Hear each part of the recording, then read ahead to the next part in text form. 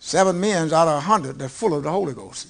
Hard to find 7 women full of the Holy Ghost. They got a ghost, but they ain't full of it. So it make it difficult for leaders. No, I'm serious. It make it difficult for leaders to be able to point somebody. So what we do, we'll point you and try to grow you into what we want you to be. And when we're trying to grow you, you think we're trying to hurt you, and we're not. We're trying to grow you into what you want to be. And this is what I was teaching the other night in the leadership class. If somebody calls right now, if you went and took a job for a church, and they said, well, we're going to pay you, and you're going to be the pastor. We want you to be the new pastor. They interview you, bring you in to be the pastor. And you walks in with your chest stuck out thinking you're a pastor. You're not a pastor. You're in a position of a pastor. You don't know nothing about pastoring. You got to learn that position. It's the same way when you go on a job. You go on a job, and they hire you, and you're a new candidate there for the job. That don't mean that you know exactly what to do. Somebody got to train you. You're in that position to be trained. And it don't make no difference what you learned in school. If their articles and bylaw tell you to do it one way, you're going to, well, I didn't see it like that in school. Well, go, leave. No, that's what they're going to tell you. But this is what accountable. When you're accountable, then you can be corrected. And you can understand why you're going to be corrected. But God made everything where that nothing can be independent. God is the only somebody that's independent. When he made darkness, he had to make light.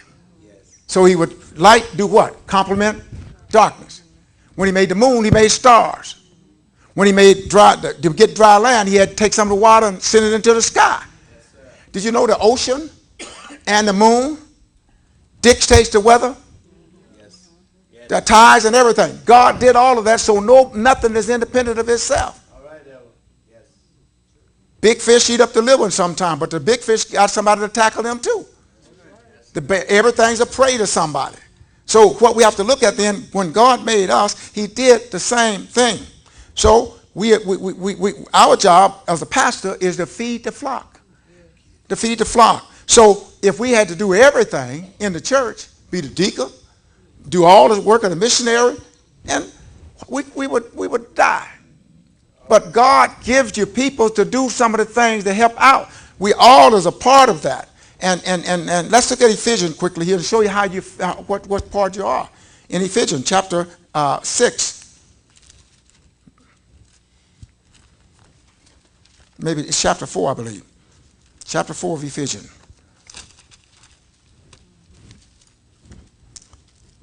All right, chapter 4, when you have it, amen.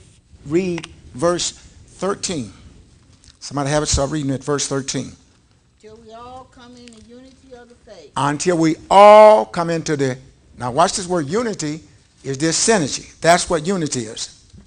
It's synergy. Now, that's synergy means working together. Until we all come into the unity of what?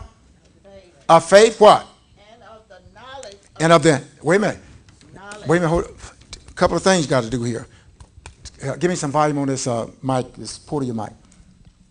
Okay. Until we all come into the what? Unity of the faith. Of the faith. And the knowledge. And the knowledge. Of the Son of God. Of the Son of God. Unto a perfect man. Wait a minute. First of all, notice what it's saying here. Till we all, not part of us, all of us got to come into unity. And so until we come into the unity, we can't work and do the work that God has called us to do. If you got disunity anywhere, you got a problem. You got a problem. All right? So, read it. Unto a perfect man. Unto a perfect man. That means complete. Unto the measure. Unto the measure of the stature of the fullness of Christ. So, do you understand then, if you got to come into that measurement, that means that you got to pull up. That means you got to pull up. All of us got to come up some to be measured by the measurement of Christ. Not the measurement of man. Not to measure what somebody say. It doesn't matter if somebody say, oh, I think you're doing good. That don't mean that. It's God. Yes, sir. It's God. Read it. All right. That we henceforth. That we henceforth. Be no more children. Be no more children. Tossed to and fro. Tossed to and fro. See, children always depend on somebody to help them. They think that you owe them something. You know your children, anybody beside me have children that think you owe them something? They think that you really owe them. You owe them nothing. But the real, matter of fact, the problem is that sometimes we have, and I'm saying we have, is that we want our children to be our friends. But rear them right, even if they're mad. When they get older, they'll like you. How many of y'all didn't like your parents until you got older? When you coming up, you thought they were the worst folks in the world. You didn't want to, but it wasn't until you got old enough to have some sense. You grew up to have some sense. It's the same in the church. Same in the church. Until what? Read it again. That we henceforth. That we from right now, henceforth is right now, be what? No more children. Don't be no more children. Tossed To and fro. And carried about. With every wind. Of doctrine. That means somebody come in, they preach, and you get hot. That's wind and doctrine. By the sleight of men. And cunning. They know how to do it. Craftiness. Whereby they what? Whereby they lie in wait to deceive. They lie in wait to deceive you. They lie in wait to deceive you. Now watch what God wants us to be. Verse 16. Skip 15? Oh, 15. Read 15. But speaking the truth in love. Speak the truth in love. That's what I'm doing tonight. May grow up. Wait a minute. I'm speaking the truth in love. I'm not mad at nobody. I ain't even mad at myself. All right. But speaking the truth in love. That you may grow up unto him. In all things. Not to people, but unto him. Grow up unto him in all things. Now, this is one of the head, even Christ. Which is the head, even Christ. That's what he wants to grow up in. All right, read. From whom the whole body. Fitly joins what? Together. And compacted. Moving each other. We move each other. Come on, say that. Say we move each other. We move each other. Now, you can't move me if you don't fit. Huh? If you don't fit, you can't move it. I mean, if little people know, some of the people know a little something about cars. If you do, we had the crankshaft. Anybody remember the crankshaft? Well, let's just even get a little the starter. If you don't have the belt on the starter, the car's not going to start. Because the starter turns it over the crankshaft, and the crankshaft turns over the spark plug, the valves, and the valves strike and get some fire of the sense of the gas and ignite and catch on fire, and then everything is moving. But if you don't have no starter, everything else ain't going nowhere. You're not going to even start the car. And then if you had them old stick shift, if the gear you tried to didn't get it in gear, you weren't going nowhere then. What, a crankshaft or something they call it? Flywheel. Flywheel. Boy, I'm still good in this stuff. So this is the way God set the church, that we ought to be in order. Now here's what it said. But speaking the truth, she read that, from whom the whole body, not part of it. See, that's where you have the disharmony. That's where you don't have the synergy. When part of the folks are doing and the others don't do. We need everybody to work with us together. Read it. From whom the whole body. Fitly joined together. And compacted. Look what it's saying about the compacted. And think about what God is doing. He's compacted together. That which every joint supplies. Every joint do what? Supplies. According effectual working. So everybody have a part. Everybody have a part in the body. And when we learn that everybody have a part, then we won't be so eager to say, well, I don't have nothing to do, or they didn't get me in this, and they didn't put me in that. You got a part. Leadership is serious business. It is not for little boys and girls. It's serious business, and it must be taken serious and not lightly. Not lightly. Now, why it shouldn't be taken lightly? Exodus chapter 17, verse 11 and 13. Exodus chapter 17, verse 11 and 13. 17, 11, 13. And it came to pass. When Moses held up his hand. That Israel prevailed. What did I say? When Moses what? Held up his hand. What happened? Israel prevailed. What happened? Read. And when he let down his hand. Amalek prevailed. The Amalekites did what? Prevailed. They prevailed. But Moses' hands were heavy. Moses' hand was heavy. Now, this is why I'm teaching this here tonight, because we got a celebration coming up, and we can't put it on everybody because their hands are heavy. Just a few people. It's the whole body that needs to do it. And so when Moses' hand got heavy, what happened? And they took a stone. They took a stone. Who did it? Well, we'll get Joshua, her and Joshua. And Joshua. They put a stone under his what? Under his arm. And what happened? For first they did something else before that. And her, well. Okay, go ahead. But Moses' hands were heavy. They was heavy. And they took a stone. They took a stone. And put it under him. And put it under him. And he sat thereon. Uh-huh. And Aaron and her stayed up his hand. They stayed his hand. They held his hand up. Now, what I'm trying to say then is that I need somebody to help hold up our hands. We can't have just a few people holding up their hand. Everybody should be a part of it. Everybody should be a part of it. And this is the synergy. And this is in relating to accountability. Now, what do we mean by synergy? Here's what synergy is. The question is, what is it? Now, synergy is and why it is needed. It's needed because it is the unity of the church and the ministry. The unity of the church and the ministry. Synergy is the energy that works together. It works together. Matter of fact, you got a positive and a negative Y. And the lights won't burn if either one is out. If either one is out, it won't burn. You grab one of them and it's positive, it ain't going to electrocute you. You touch the other one, you're going to get hurt. All right. So, do you understand what I'm saying? So, one is not enough to be holding it. We need both. We need to synergize the positive and the negative so that God can do what he wants to do. Amen. Yes. That he can do what he wants to do. And we would understand it, how God is doing it. So, how can leaders help pastors in ministry reshape the future? What it means to the Spirit-led leader in practice. First of all, it will help sustain the church. Synergy is what is it, and why his need is in the church. Two or more things function together to produce not independent, obtainable. In other words, you need two or more things to work together in order to come to a conclusion, or in order to reach an end. The Bible said two is better than one. Didn't it say that? Yes, sir. Two is better than one. So if one falls, what happened? The other can pick him up. So that's what we have to look at. If one falls, the other can pick him up. Now, the story of creation demonstrates how God used synergy in nature. He introduced the doctrine of the Holy Trinity in Genesis 1:26. Now, get Genesis 1:26. You see how God started off using this. When he made first, but I want to go to 1:26. But in Genesis chapter 1, 2, and 3, he uses synergy.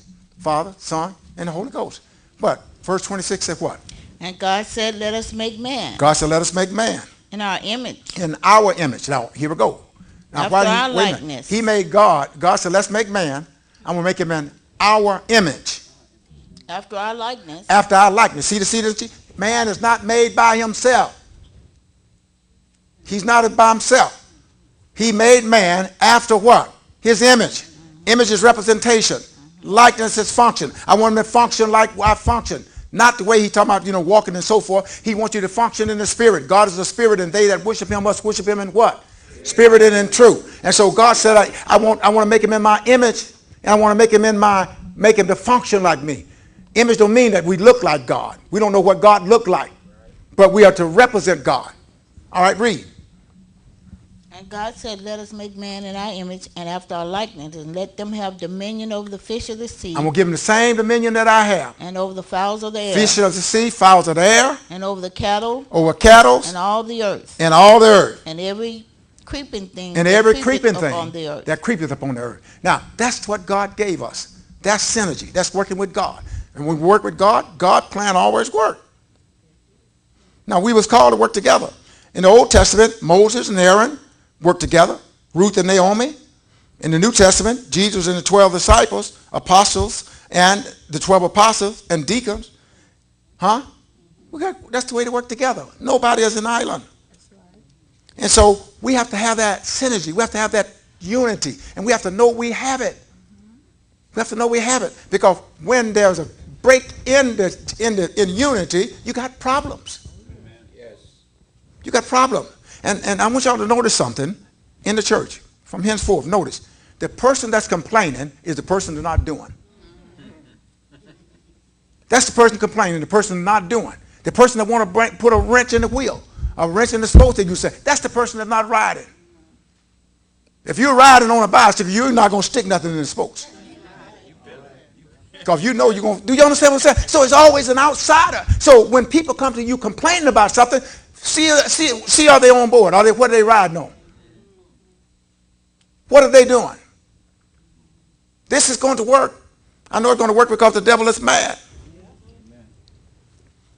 So the church needs synergy for various reasons. It is God's plan for success and principles he established throughout the scriptures. The work is too great for any one person or one group of people to do. In Genesis 2:18, he had Adam and Eve because he wanted them to replenish the earth. In Acts 6:1, I just read about the apostles. But they had to get 7 people that was full of the Holy Ghost. And then we have to organize. Look, I'm going to show you how to organize. It doesn't mean because you're saved, you know how to organize. You don't mean you're saved, you know how to organize. Somebody have to train you how to organize. You have to go and watch folks and see things people do stuff. Because Moses was leading over 2 million folks and they wasn't organized. He was doing everything himself. Everything. Here is a man that they said was not, did not believe in God. He was serving other God, Jethro, his father-in-law. Came in and watched Moses, sit down and watched him, and saw them people coming up to Moses from break of the dawn until night. My cow got out. He stole this and he broke that, and he judging everybody, doing everything. Jethro told him, man, you going to die. You crazy. You ain't got no business doing all that. Get somebody and put him over 10. Get somebody else and put him over 50. Get somebody else and put him over 100. Some over 1,000. And you only judge the matters that comes up. Some of the main matters. So a lot of stuff should not even get to me. If we're synergizing together, a lot of stuff shouldn't get to me. Somebody else in the leadership position should do it. That's what we are doing. That's why I made the appointments. Now, do you understand if I make an appointment, I can also disappoint? That's right. Amen. If you fire, you got to hire. Huh? If you hire, you can fire. That's right. You can tell a man, you can't fire me. Well, one thing that the church don't have and never will have, union.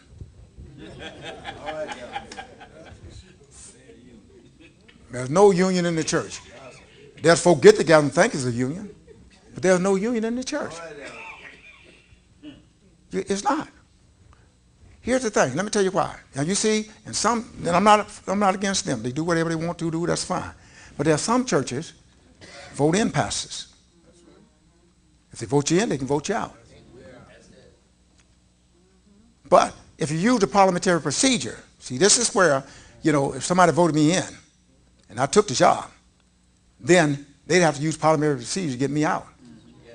And if they don't know parliamentary procedure, they can't get me out. And see, that's why they have sergeant of arms. Who's that laughing back there like that? Oh, that's you. I guess you. Huh? Yeah, that's why they have sergeant arm.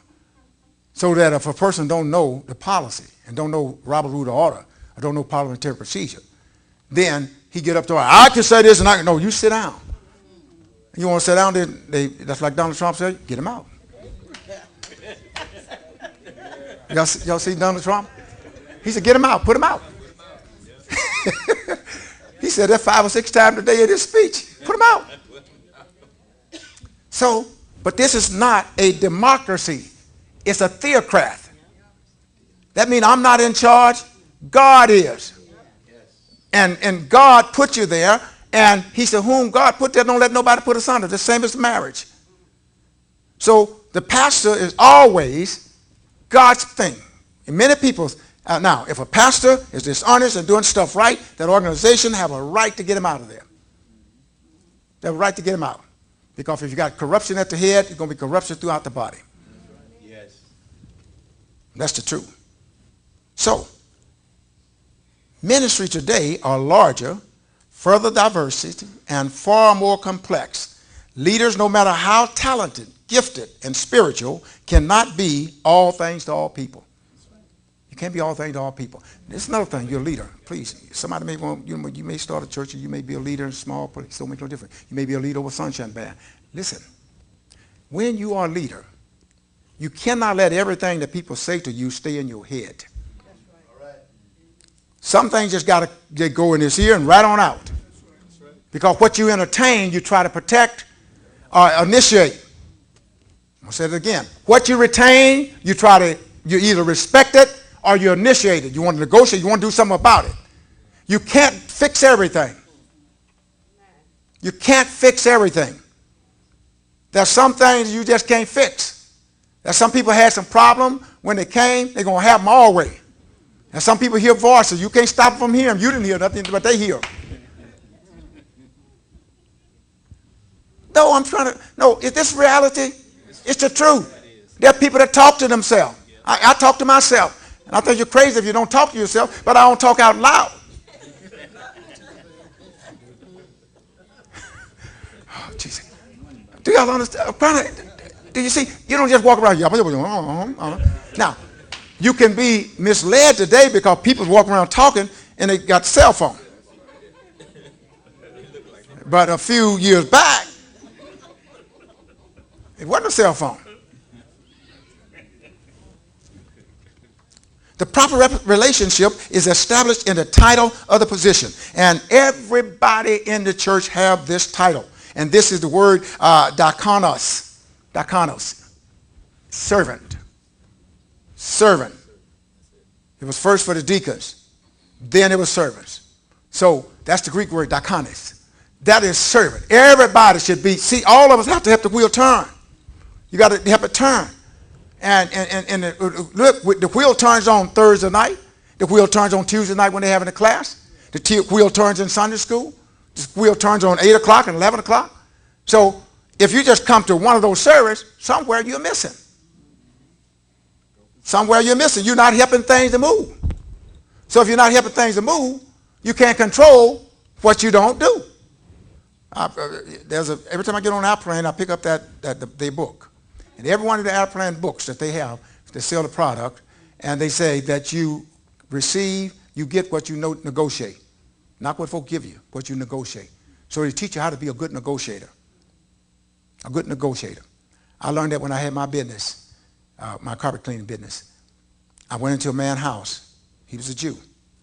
And I didn't know, I was giving an estimate. So I walked around with my pen pad, went to his house, and I gave him a price. After I gave him the price, he said, I got some lower price than this. And I said, why your price is so high?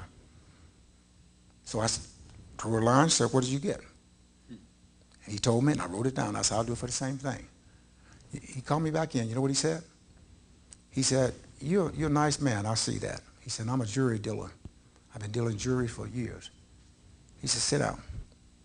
He said, you changed your price because I told you I had somebody else to do it cheaper. He said, you told me, when you did that, you told me that you was anxious to get this job and that you needed this bad. He said, even though if you need it bad, this is what he told me, and it blessed me, my business, and blessed a lot of things. He said, even though you may have wanted it, he said, don't ever go in thinking that you got to have it. He said, the only thing you can do is break even. You haven't lost the job. You can break even. Because you didn't have the job when you walked in. He said, if you don't have it when you go out, you broke even. You didn't get it. So don't think that you lost.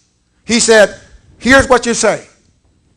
He said, if somebody asks you why you didn't get the job, or why, no, I got somebody else to do it for this. He said, well, sir, tell them, say, sir, or ma'am, I don't know what type of work they do.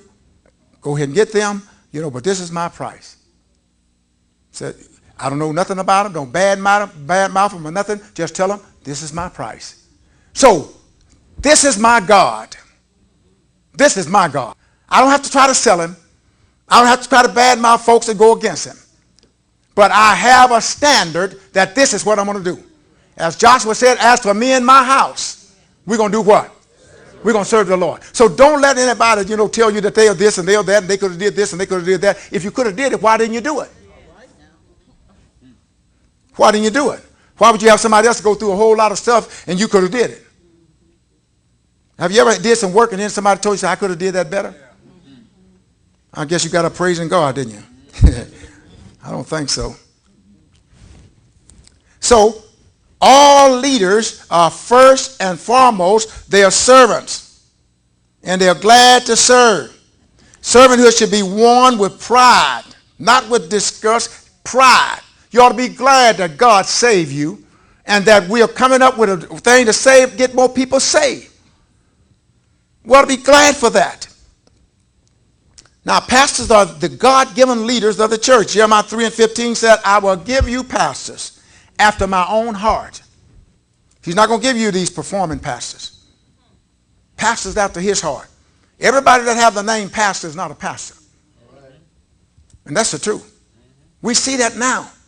A lot of stylistic. But that's God. They are God-given. Ministry leaders serve in a valuable supporting role, no matter how gifted they may be. It doesn't matter if you have a lot of gifts, if you're not the pastor, and your gift, if it's not going to help the vision, you don't use it. You don't use it. Even if the pastor, let me give you a good example.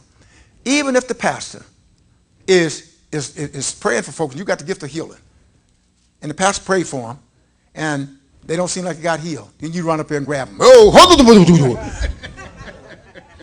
okay. That's not. That's trying to show yourself. That's right. That's totally out of order. You right. That's trying to show yourself. So if you wait on God, God will push you up in due time. You don't have to try to push yourself. God will. God will. And so don't worry about what folks say. People are always going to have something to say. When Miriam and Aaron thought that they could do the same thing Moses could do, what did God do? He put them with leprosy. That's what I'm saying. When you're not with the program, synergy. Listen, I thank God. I'm grateful. Because before Bishop Harden came here, there was 9 of us or 8 of us or 10 of us in prayer. That true? And that was at 6 o'clock. At least since he's been here, there's 25 of us in prayer now. At 5 o'clock in the morning. I'm looking for some more to come. I don't want you, don't wait until God has to have you to come.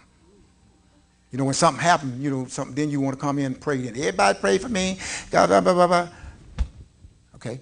But we got 25 people. We prayed a whole hour. Amen. The whole hour. Anointed all the pews, walls, praying for the folks to come. We got to get ready. This is the battle. You got to get ready. Because if the people come and we ain't ready, then we're going to be defeated. Our whole purpose will be defeated. So we got to practice. I don't know, maybe one day we may even practice on who can stand up the longest. Because you may have to get up out of your seat if a lot of folk come. Can't be sitting there talking about, I pay my tithes. Okay, get up. Do you understand what I'm saying? You got to get ready. See, here's the thing. And I thank God. God knows I'm telling the truth. I'm telling the truth. I have lived long enough. I've lived long enough, and I've pastored long enough, that it really doesn't matter who liked me or not. I'm on my way to heaven. And I've come this far with folks that didn't like me. I have 52 years. So why am I going to start now to worry about who liked me? That's a waste of time. So just tell the people the truth. So Miriam and Aaron thought that. Now, how can ministry leaders help pastors in ministry work? They can help reshape the future. How do they do it? There's people that can advise. And I don't know no pastor that wants somebody that do not want anybody to advise them when they do it right. And they do it decently and in order. Bishop Blake have advisors. T.D. Jake have advisors. All churches have somebody to advise. That's what trustee boards. That's what your finance board. That's what your deacons. There's some people have the gifts of doing these things. And if you got the gift of doing it, you do it always going to be decent and in order. It's never going to be out of order. Amen. Because if you do it, you know how to do it. You know how to approach a leader. And do you understand what I'm saying? Now, let's look at one scripture here, and I'll show you what David had advisors. Samuel, 1 Samuel 16 and 18. 1 Samuel 16, 18. 16 and 18. Praise him. 16, 18.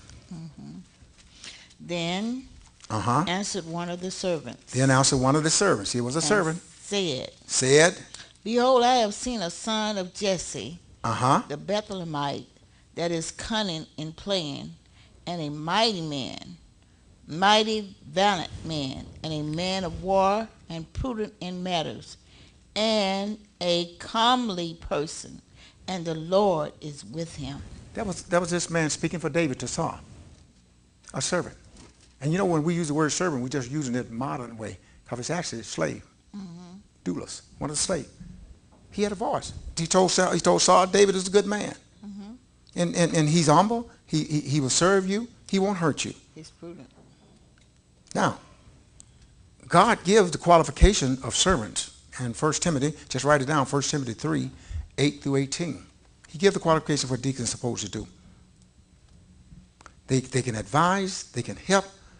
That's not just the name deacon. It's servants for all elders. Sometimes, you know, when you get to be elders, you think there's certain stuff that you don't do anymore. I ain't got to sweep the church. I don't clean the church. I'm an elder. So big deal. I did this while I was a pastor. Long time. Still do it. No, I mean, you know, I mop the floors, take trash out. No big deal. Just vacuum. I'm not above that. I do that at home. I vacuum at home, mop the floors. Amen. Wash dishes. Amen. Y'all didn't know the pastor wash dishes? Amen. Well, if you mess up stuff, you ought to be able to clean it up. You don't just mess up till you got a wife and just start throwing the dishes in there. She gonna do this. She gonna do that. If she working like you, what's wrong with your hand? Amen. You messed it up. All right, good teaching, Pastor.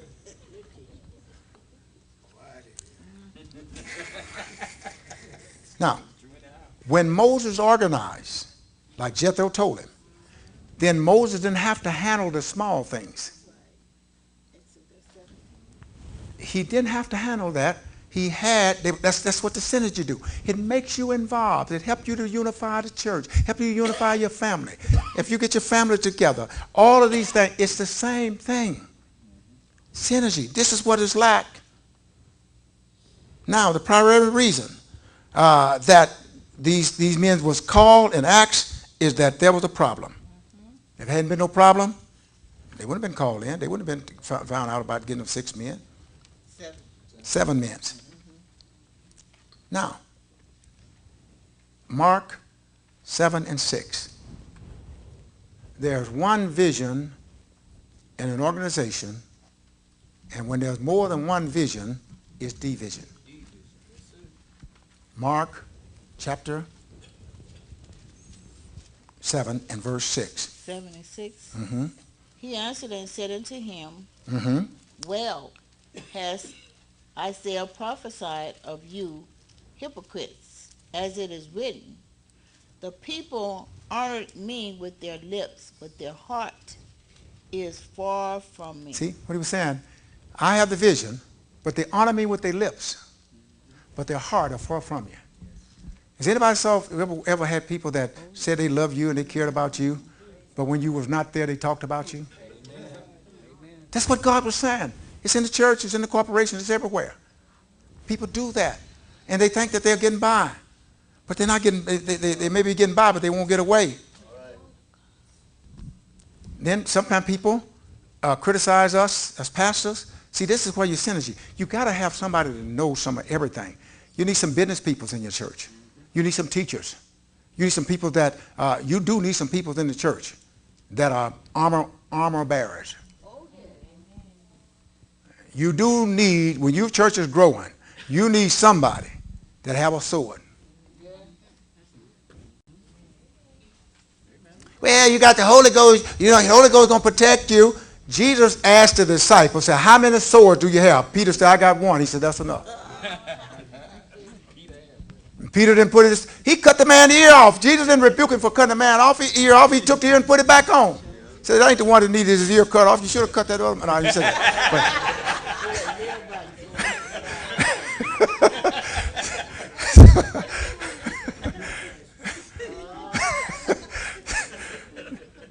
No, he didn't say that. But he's put his ear back on. But everybody need a Peter.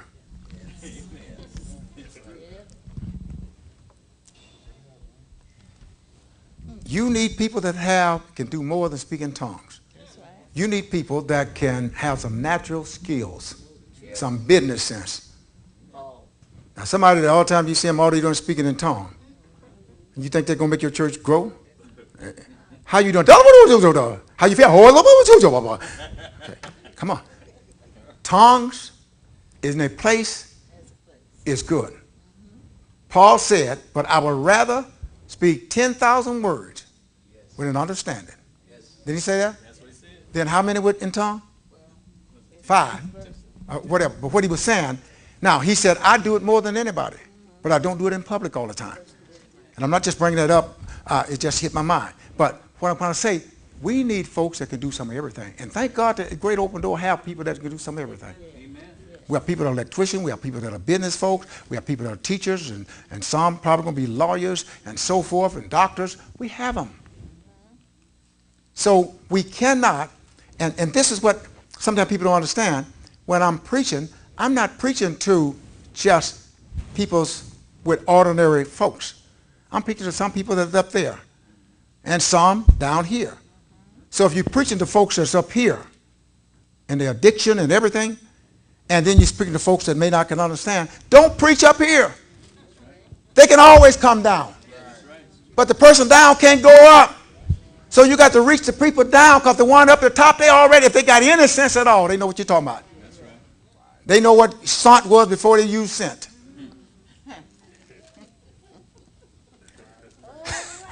Okay. Now, am I telling the truth? Amen. If you use Ebonic, they may have used some when they was on their way up. They know what you're talking about. So so start with at the bottom, and they'll understand. Try to bring the folks up. Whew, boy, anybody learn anything? Amen. Be faithful and committed to the ministry. Now, Amos chapter 3. And while she's getting that, somebody get Philippians 2:5. Synergy starts with your spirit. If your spirit is not in line with God's word, it won't be in line with the ministry. It starts with you. If you don't get your spirit in line, it won't happen.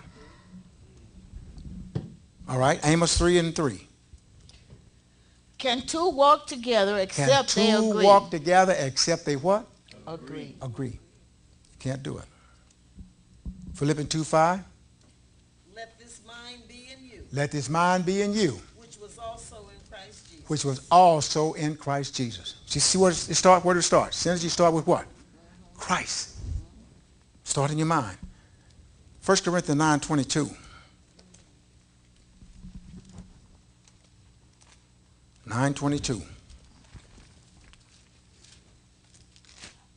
the weak Mm-hmm. became I as weak, that I might gain the weak. I might gain them. I am made all things I made all things to all men, for all men, that I might, by all means, save some. Amen. And notice what he said. He didn't say he was weak, but what he was saying, in the Greek, it said he acted as he was weak. A person really can't help you in all things if they haven't studied it or haven't had any experience with it. I think I told you about this before. There was a tribe in Africa that had never been cold. There had never been no cold weather because they're Africa, where they live. And then they took them into the mountain and was snow. They had never seen snow, and they felt cold. They had never been cold before, and they were shivering. So what you're not experienced in, you cannot relate to. This is why God takes you through trials, to get you ready for what he wants you to do. And this is what God is doing in rebuilding Great Open Door. He's getting ready to bless us that more than we've ever been blessed in our life. But he got to get us into that synergy of his will, of doing things and get on his agenda and not on ours. Because as long as we got our appointments and we got our book and everything, we got to, let me see, can I get it to it? Let me see. And we're putting God on the back burner, God is not going to move. But when we say God, and we say it, but I wonder how much of hypocrisy is in the church. I'm not talking about just Great Open Door. I'm talking about how much hypocrisy in the church, because they say it almost every Sunday, God, let your will be done.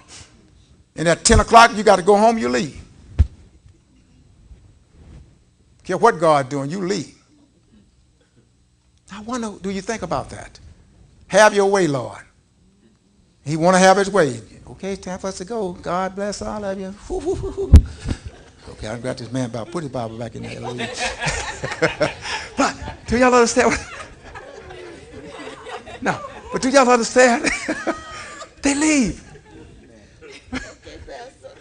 They leave. And so when we're on God's agenda, we ask God, if it's your will. If it's your will. Oh, Jesus. Now, there are barriers, and there are always going to be some barriers to keep you from unity, from the synergy that God wants us to be synchronized, to be together, to be one. You see, with Ella Boyd's job and Ella Stokes, any men's not here come in, I shouldn't have to call them. That's their job. So you're responsible for all of them that are here. I don't have to go ask them and call them up and say, why are you not here? That's your job. Missionaries, whoever in charge of them. I don't have to call all of you all and say, why are you not here? I call the person that's in charge. How many of y'all had some real jobs? Do the superintendent come out and ask who's not here? Who do he call in? He called in the former, or whoever's over that department. And then he said to them, what happened? Even if there was a fight or whatever, he asked them, what happened? So somebody has to be accountable. And you're not accountable when you start denying. Oh, I wasn't there, I didn't see it, and I don't know what happened. Get out then. What I need you for. You don't know nothing happened. You didn't investigate. You didn't do nothing. You know, I read it in the Bible. It's only one time. Ella Williams just left it. It said, Solomon said there was a man that saved a whole city. Anybody ever read that? He saved a whole city. And you don't hear nothing else about him. I was wondering, God, look like I can find some reference. What else did he do? He didn't do nothing else. And that's all they wrote. He saved a city one time, and you ain't heard nothing else about it.